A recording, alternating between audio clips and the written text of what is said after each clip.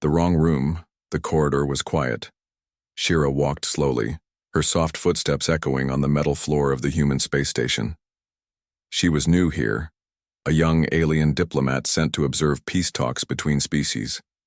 Her skin was silver blue, her eyes wide and glowing faintly in the dim light. This was her first mission away from home. Everything felt strange, cold and tense. She was searching for room B-17, the place where the next meeting was supposed to happen. But none of the doors were marked clearly. She walked past one, then another. Finally, she reached a door that looked slightly open.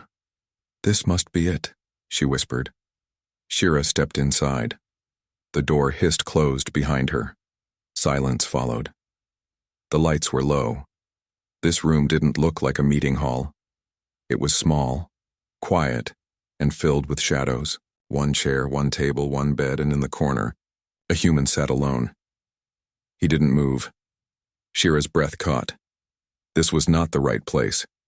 Her hand reached for the panel to open the door again, but then, "Please, don't go," the human said. His voice was low, rough, and tired. Shira froze. Her heart jumped. She looked at him more closely. The man didn't look dangerous. His arms were covered in bruises. His eyes were half closed.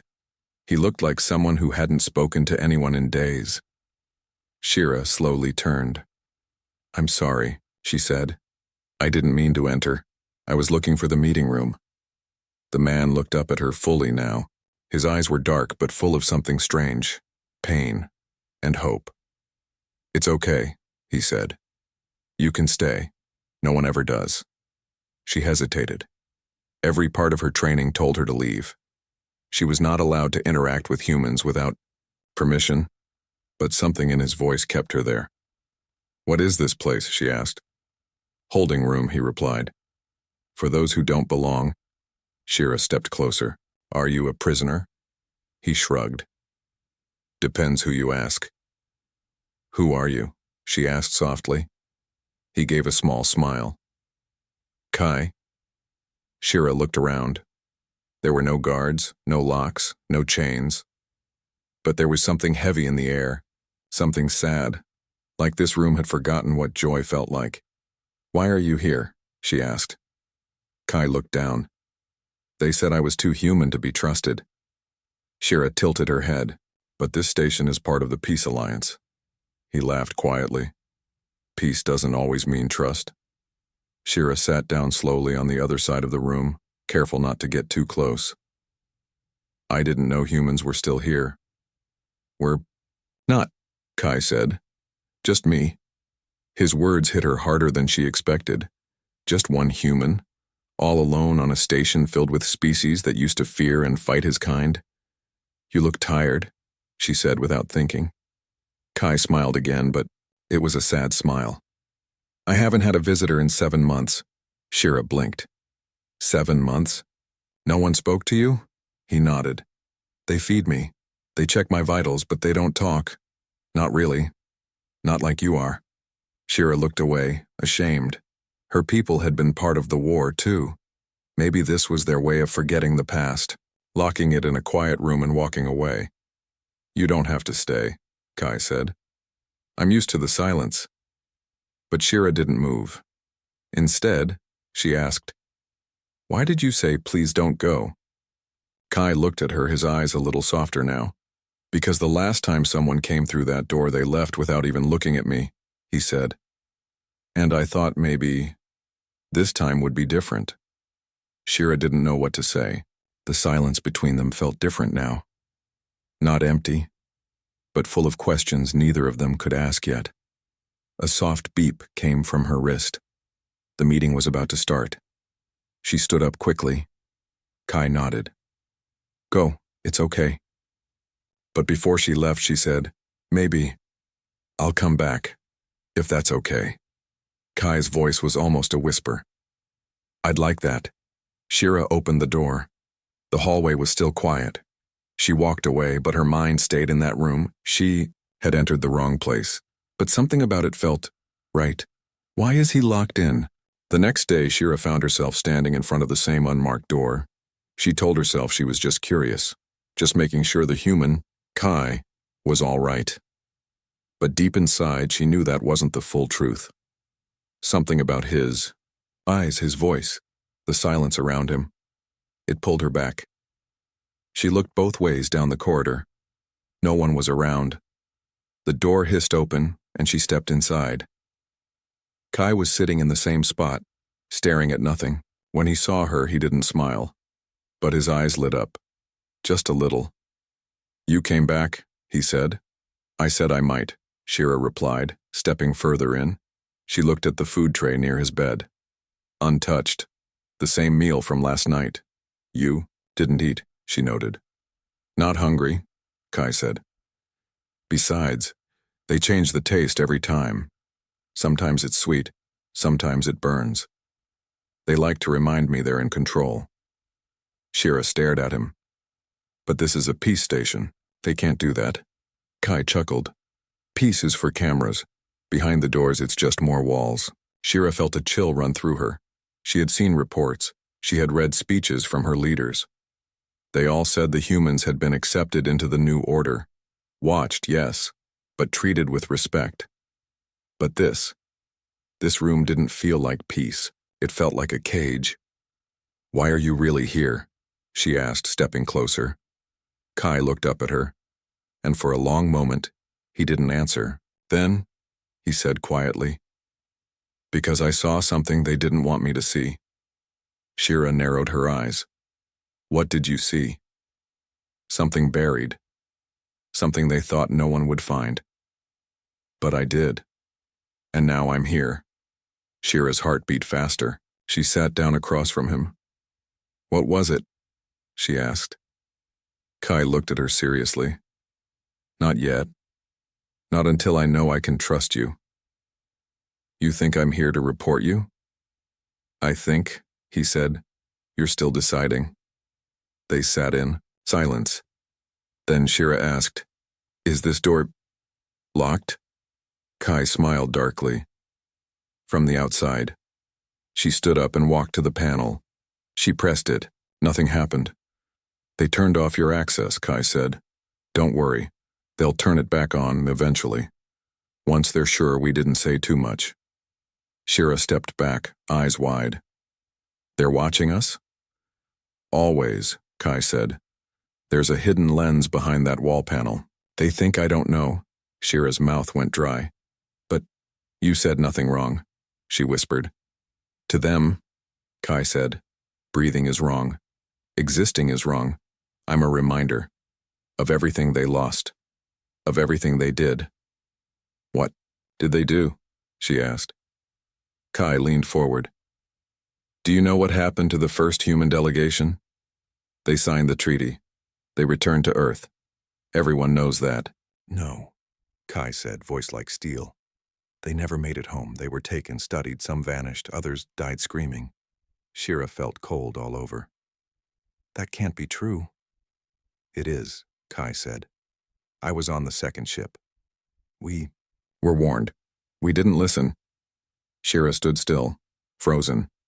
If what he said was true, then her own government had lied. They had painted the humans as wild and dangerous. But maybe it wasn't the full story. "Why would they hide that?" she asked. Kai gave her a long look. "Because fear is power. As long as your people fear mine, they stay in control. They own the story." Shira sat down slowly again. "Then why keep you alive?" "I'm proof," he said. "Proof they don't want exposed. They keep me here thinking isolation will break me." He leaned closer. "But it hasn't. Not yet." Shira felt something shift inside her. A feeling she didn't want to name. Part of it was guilt, part of it was curiosity, and part of it, she couldn't deny, was connection. Kai wasn't just a story. He was real, human, and suffering. "Why are you telling me this?" she asked. "Because you stayed," he said. "And maybe you're different." Just then, a sharp beep echoed in the room. Kai's eyes darkened. "Guards." Shira jumped up, but Kai raised a hand. "Hide." "What?" "Behind the curtain." "Now." She obeyed without thinking, slipping behind a wall divider just as the door opened. Two tall alien guards entered wearing gray armor. They walked straight to Kai. "Visitor log shows unauthorized access," one said. "Just me and my thoughts," Kai replied calmly. The second guard scanned the room. "You've been talking." Kai tilted his head. "To myself. Problem?" The guards glared. One stepped close and slapped the food tray off the table. "You'll eat when we say. You'll speak when we allow." Kai didn't react. "Clear," the other guard said. They turned and left. Shira waited until the door sealed again. Then, she stepped out. Kai didn't look at her. He simply said, "They know someone was here. Next time, they won't just check." Shira's voice trembled. "Why didn't you tell them?" "Because I've been alone long enough," Kai said. "And because I still believe not all aliens are like them." Shira stared at him. Something heavy settled in her chest. Maybe she had stepped into the wrong room. But now, it felt like she had stepped into the truth.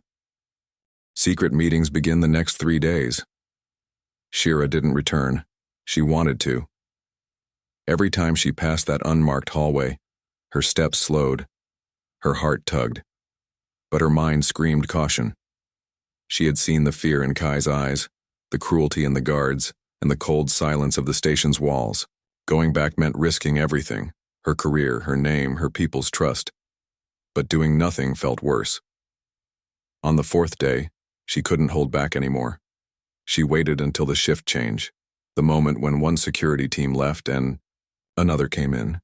It was the only window where the cameras turned off for 30 seconds. She had timed it perfectly. She slipped inside the room. Kai was awake, sitting on the floor, back against the wall. When he saw her, his eyes widened slightly, then softened. "You came back," he said. "I said I might," Shira replied, closing the door. This time she brought something with her, a small wrapped cloth. She set it on the table. Kai raised an eyebrow. "What's that?" "Real food," she said. "Not from the guards, from the diplomatic kitchen. No poison, no games." He opened it slowly. A small fruit, bright green and pulsing with natural light, sat in the cloth. Kai blinked. "Is that Teleth?" Shira nodded. "You know it? Humans used to trade for it. Sweet, but deadly to your kind if overripe." She smiled. "This one is perfect." Kai took a bite, then closed his eyes. "It tastes like memories," he whispered. Shira sat down across from him. "Kai, I need to know the truth. All of it." He looked at her for a long moment. Then he nodded. "I was sent here 3 years ago," he began. "Part of a peace mission. My ship never made it home. We were told the treaty was signed. But after we landed, they took us away. Only 3 of us survived the first month. The rest were used." Shira's hands clenched. "Used? For testing? Neural studies? Weapons development? They wanted to see what made humans fight so hard, why we never gave up. They called it research. I call it torture." Shira shook her head. "But my government promised peace. They celebrated it." Kai's voice turned cold. "They celebrated our silence." He stood and walked to a small panel in the wall. He pressed it. A secret drawer opened, revealing something wrapped in metal cloth. He unwrapped it slowly, revealing a small black device. "This is the last recording from my commander," he said. "Before they took her." Shira leaned forward. Kai pressed a button. A voice, trembling but strong, filled the room. "This is Lieutenant Lena Hart. If anyone hears this, know that we were betrayed. The treaty was a lie. They never wanted peace. They wanted to break us down, piece by piece. Please, don't let our deaths be forgotten." The recording ended. Shira sat frozen. "She was my sister," Kai said quietly. "She trusted them. She believed in peace." Tears gathered in Shira's eyes. "I'm so sorry." Kai sat down, again. "You weren't there, but now you are, and you have a choice." "What choice?" Walk away and stay safe. Or stay with me and learn how deep the lie goes. Shira swallowed hard. Her whole life she believed in her leaders, her teachers, her culture. But now everything felt like dust. I'm staying, she said. Kai's eyes searched hers. Then we meet in secret. Only during blind spots they're watching. How many blind spots? 6 every day, 4 minutes each, no more. From that moment it began. Every day they met in the shadows. Kai told her about Earth, the oceans, the storms, the music. She shared her world, floating cities, sky gardens, ancient songs. They laughed, they argued, they learned, but as their meetings continued, Shira noticed something else. Kai was growing weaker. He tried to hide it, but his steps slowed. His hands shook, and once, she caught him coughing into his sleeve, a drop of red staining the cloth. You're sick, she whispered. Kai said nothing. She scanned him with her wristband. The results flashed red. Organ damage. Long-term effects of exposure to toxic cells. The same kind her labs used during early experiments. They're poisoning you, she said. Slowly, Kai nodded. They want me to fade. Without noise. Without attention. Shira stood. No, not like this. Kai looked at her. Then help me. Not just to live, but to be heard. And in that moment, something shifted between them. No longer just a human and an alien. No longer prisoner and visitor, but two souls caught in the space between truth and silence. The uncovered lie Shira couldn't sleep.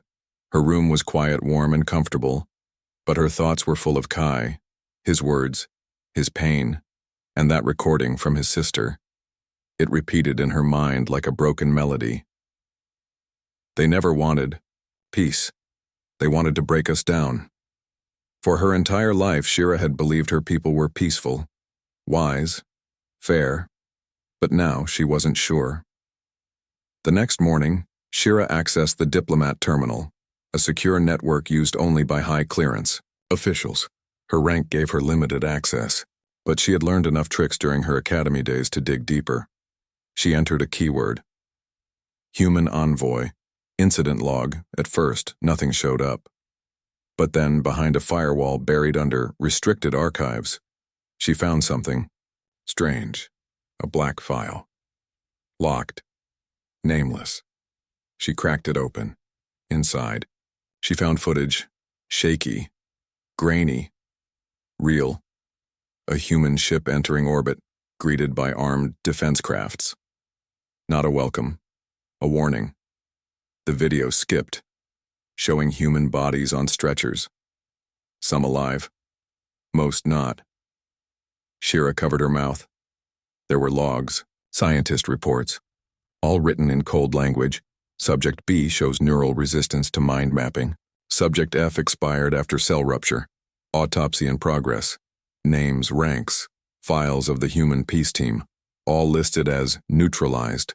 She scrolled faster, and there, at the very bottom, a report titled Kai Hart, subject classification, containment priority level red. Her blood turned cold. They had known. They had hidden it all. Her people had built a graveyard and covered it with smiles. Shira stood up, shaking. She looked at the time. The next blind spot was in 9 minutes. She and Kai was already waiting when she entered. He looked pale, his back pressed against the wall, sweat on his brow. You shouldn't be here, he said weakly. They'll notice. I found it, Shira said. The file, the logs, everything. Kai opened his eyes wider. They did. This, she said, voice tight. They called it peace, but they lied to everyone. Kai didn't smile. He just nodded. I told you. Shira stepped closer. Why didn't you release this, make it public? Because the moment I try, they'll kill me. They'll call it self-harm, an accident, and no one will question it. Shira clenched, her fists. Then I'll do it. I'll get the evidence out. Kai touched her hand gently. No, not yet. Once you expose them, they'll come for you. Hard. They'll burn everything, even your family. Shira looked at him. But I can't. Just sit back, then wait, Kai said. Help me survive. Help me get stronger. When the time is right, and we'll do it together. How? She asked. Kai took a breath. I know where the master key is. The backup memory core for all the logs. They keep it in the deep vault, below Sector 9, guarded by drones and command-level codes. How do you know that? Kai looked at her with tired eyes. Because I used to be one of the people who helped build this place. Before the war. Before they changed the rules. Shira sat down slowly. They betrayed even their own engineers. Kai nodded. They used our knowledge. Then locked us. Away, Shira thought in silence. Then she said, I want to get you out of here. Kai laughed softly. You'd risk that? You're already dying in this room, she said. And the truth is rotting in the dark. Suddenly, a sound echoed from the hallway. Not a beep, not a guard, a voice. Officer entry in 30 seconds, prepare for scan. Kai's face tensed. You need to go. Shira panicked. The blind spot is still active. Not anymore, he said. They've changed the pattern. They suspect something. What do I do? She asked, stepping back. Kai stood, weak but focused. He grabbed her hand and pulled her close. Listen, go to Bay 13, cargo deck. Find a technician named Kellis. Say the phrase, the stars remember Lena. He's human-friendly, he'll help you. What about you? She whispered. I'll hold them. Buy you time. No. He pushed her toward the secret duct in the corner. The emergency. Crawl vent. Shira, go. She slid in just as the door opened. From the vent, she saw 2 armed officers storm in. Kai stood still. We detected 2 heat signatures, one guard said. Kai shrugged. Just me and my fever. Want to take my temperature? They grabbed him roughly. You're moving rooms, the second guard said. Command wants you isolated deeper. Kai met Shira's eyes for one last second, before the duct closed. Shira didn't stop running until she reached the cargo deck. Bay 13 was quiet. Dusty. A tall alien technician stood inside, adjusting a panel. Shira walked up and said the words. The stars remember Lena. The man froze. He turned slowly. You're one of his, he whispered. Follow me. They tried to erase him. Shira followed Kalis through a maze of old maintenance tunnels hidden beneath the cargo decks. The air was thick with dust and silence. These tunnels weren't shown on any official map. Only those who had worked on the station before the war even knew they existed. Kellis walked quickly, his steps practiced. How do you know Kai? She asked. He didn't answer at first. Then he said, I was there when they brought him in. He had a broken leg and burns on his chest. But he still tried to fight even with nothing left. You helped him? I helped him breathe, Kelly said. But I couldn't do more. I was just a tech. They moved him to the upper levels, locked him in, but I never forgot him. They reached a large storage room filled with broken drones and old weapon crates. Kellis closed the door behind them and tapped a wall panel. A small screen lit up. This room is shielded, he said. No cameras, no audio. We can talk freely. Shira stepped forward, her voice tight. They're moving him again, to a deeper cell. Kellis looked at her sharply. Then he's running, out of time. I want to get him out, Shira said, but I can't do it alone. Kellis stared at her for a long moment. Then he pulled a hidden drawer from the wall. Inside were tools, fake clearance badges, and 2 old-style blasters. You're not the only one who wants to fight, he said. There's more of us, not many, but enough. Shira blinked. You mean, there's a resistance? Not officially, Keyless said. But some of us remember the truth. We work in shadows, quietly, waiting. Shira's voice shook. He's getting weaker. They're poisoning him. I saw it in his vitals. Kellis nodded grimly. The medical treatments they give him are not to heal. They're to erase. Erase? Not kill, Kellis explained. Worse. Erase the memories, break his mind. Make him forget who he is. Then they show him off as a rehabilitated human. Proof that peace works. Shira's hands clenched into fists. Then we stop. Them, she said. We take him out before they erase what's left. Kellis placed a datapad on the table. A map of the station lit up. The new isolation unit is here, he said, pointing to a sector labeled E9 Red Zone. Only 3 entry points, guarded at all times. You'll need an alpha pass to get inside. I don't have one, but a council member does, Kalis said. Shira looked up sharply. You mean Ambassador Wren? Kellis nodded. He keeps the pass on a neural ring, locked to his biosignature. You'll need to lift it quietly.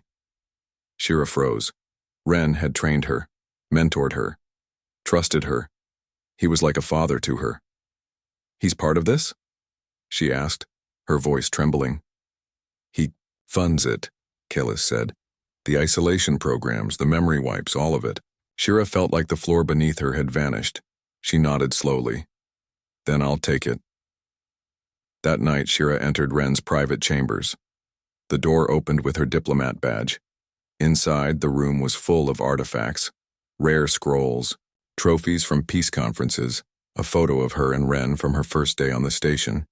He had called her his brightest student. Now she was stealing from him. She found the ring in a secure box near his desk.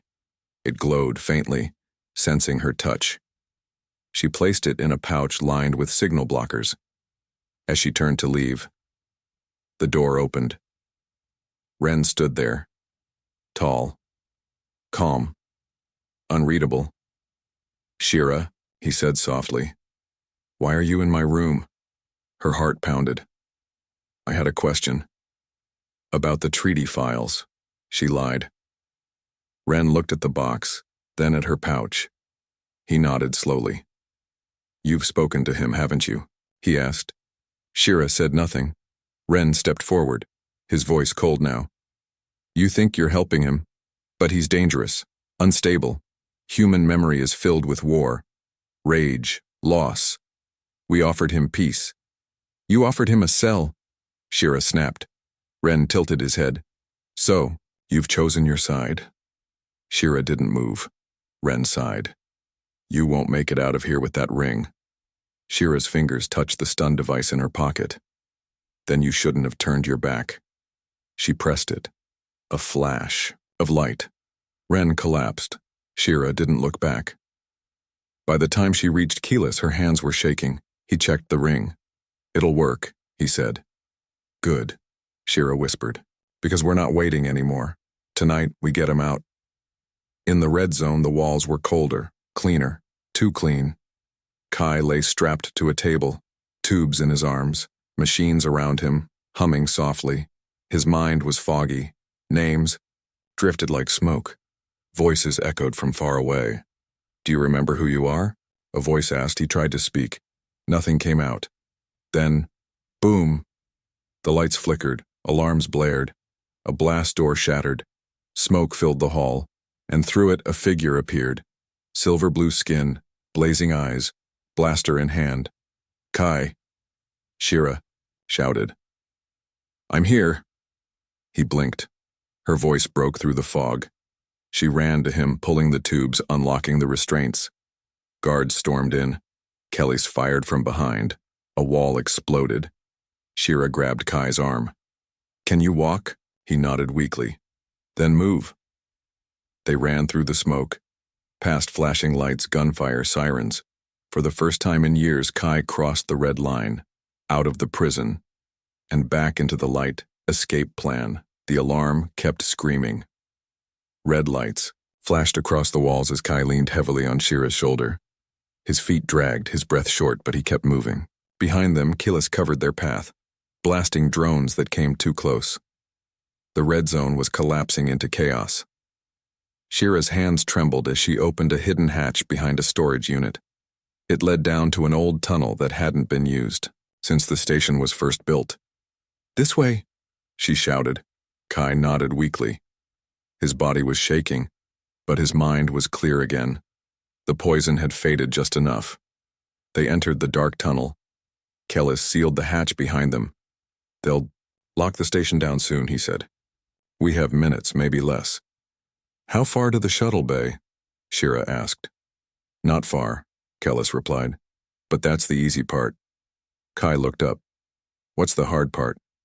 Kellis turned, his face grim. Getting past the sentinel. Gate. Kai frowned. That wasn't in the blueprints. It was added last year, Kelly said. They installed it after a failed escape attempt by another prisoner. It scans brain patterns and body heat. You can't lie to it. Then, how do we get through? Shira asked. Kellis didn't answer. Kai narrowed his eyes. What are you hiding? Kelly sighed. The Sentinel has one weakness. It doesn't scan non-biological movement. Kai understood first. Drones. Kellis nodded. We load you into a transport drone pod. Shut off life signs, ride it through. The gate. That's suicide, Shira snapped. His heart could stop. Kai looked at her. Do you have a better plan? She opened her mouth, then closed it. There wasn't one. The drone pod was old, rusted, barely functional. Kai climbed inside. Shira placed a pulse regulator on his chest. This will keep your vitals low but stable, she said. If it fails, I trust you, Kai whispered. She stared at him, her hand resting on his. You shouldn't. But I do. They closed the lid. Kellis activated the pod and guided it into the gate lane. Shira watched as it slid forward slowly, silently. The sentinel gate hummed. Energy scanned the pod from top to bottom. Shira held her breath. A pause. Then, access granted. The pod moved through. Kai was gone. Shira and Kales quickly took a side passage, racing toward the other side of the bay. But just before they reached the end, they stopped. The hallway was full of armed guards. Waiting. They knew, Kellis whispered. How? Shira breathed. Someone betrayed us. A voice echoed from behind them. I did. They turned and froze. Ambassador Wren stood, there holding a blaster. His left eye was bruised, his face twisted in anger. You stunned me, he said to Shira. You broke the code. You broke everything, she hissed, the treaty, the truth, our honor. Wren shook his head. You're young, foolish, but it's not too late. Hand yourself over. You can still serve. You'll be forgiven. What? About Kai? She asked. Wren smiled darkly. He'll vanish, quietly, the way mistakes should. Shira raised her blaster. Wren raised his. A standoff, but then, Kellis stepped between them. Go, he told Shira. I'll handle this. No, you saved Kai. Now save yourself. Before she could speak, Kellis charged at Wren. Shots fired. Shira ran. She raced through the last tunnel, heart pounding, tears burning her eyes. On the other side, the pod had been recovered. Kai sat against a wall, breathing again, weak but alive. Where's Kalis? He asked. Shira didn't answer. She just knelt beside him, holding his hand. Minutes later, they reached the emergency hangar. A small smuggler's ship sat inside, dusty but ready. Kai climbed in first. Shira followed, sealing the hatch. As they powered up, station-wide, alerts blared through the speakers. Unauthorized launch detected. Shutting down escape paths. Shira looked at Kai. They'll shoot us down before we clear orbit. Kai grinned weakly. Then let's make it interesting. He hit a manual override. The ship surged forward. Turrets activated behind them. One blast skimmed their wing. Another nearly clipped the engine. But they kept going. Shira pulled the ship into a sharp climb. The stars grew brighter ahead. The station shrank behind. And then, silence. They had made it. They had escaped. For now. Inside, the ship, Shira sat next to Kai. He was pale, sweating, but smiling.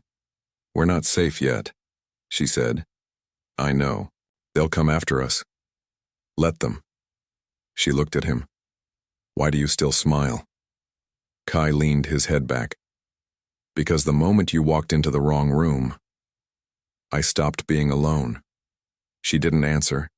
She just reached for his hand, and held on.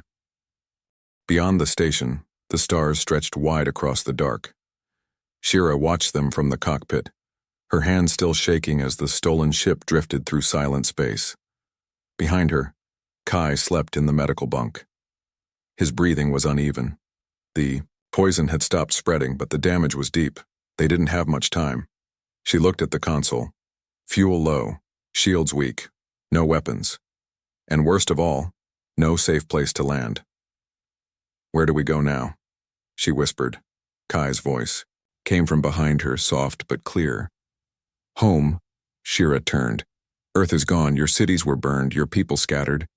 Kai sat up slowly. "Not that home. The other one." He pulled out a chip, small, cracked, but still glowing faintly. "This has the full truth. Recordings, reports, names, files, everything they erased. We already have the evidence," Shira said. Kai shook his head. "This has the voices, the screams, the faces, the kind of truth no one can turn away from." Shira stared at the chip. "Where do we send it?" she asked. "Everywhere," Kai replied. "But we start with the free colony, Riva 9. Her eyes widened. "That's deep into neutral territory. If they catch us there, then we go down fighting." Shira nodded. "Set the course." Riva 9 was not a planet. It was a floating station built into an asteroid. A trading hub where smugglers, scientists, and rebels shared the same hallways. No flags, no rules. But one code. Truth is currency. They landed quietly, docking on the lowest level. Kai walked on his own, though every step hurt. They entered a data chamber deep within the station, guarded by an old alien woman with rust-colored skin and glowing eyes. "We seek a voice," Kai said. The woman nodded. "Truth costs pain." Kai placed the chip in her hand. "We paid already." The woman placed the chip in the station's core. Energy pulsed. Screens lit up across the galaxy. Every ship, every broadcast tower, every listening post received the signal. The truth spread like wildfire. It showed humans in cages, doctors writing cruel notes, leaders smiling in front of lies. It showed Kai's sister, her final words, her final scream, and it showed Kai, broken, bruised, surviving. People across 100 worlds saw it, and they listened.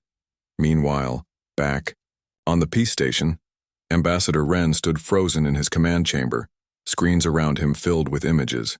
His face, his lies, his crimes.